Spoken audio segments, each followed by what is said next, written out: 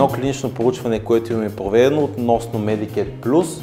Клиничното проучване продължава 2 месеца, като обхваща мъже и жени на възраст между 16 и 59 години, които са се лекували преди и не са се лекували, като проследяваме 3 от признаците на себореен дерматит, като това са дескламацията, сърбежът и еритемата.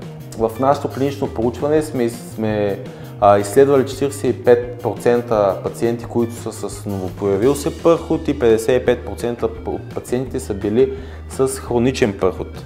В хода на нашето изследване дескламацията, която е обилна и обхваща големи зони, изчезва напълно в първият месец, като това са около 79% от обилната дескламация и дескламацията в големи зони, а остатъчната слаба дескламация, която остава, тя в продължение на лечението във втория месец напълно изчезва и ние имаме 100% редукция на дескламацията.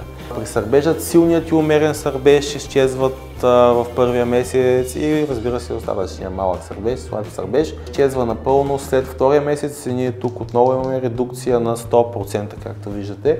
Големите еритемни зони изчезват напълно през първия месец от лечението с Medicaid Plus и малки бледи еритемни зони, които остават, те изчезват напълно в хода на лечението през втория месец.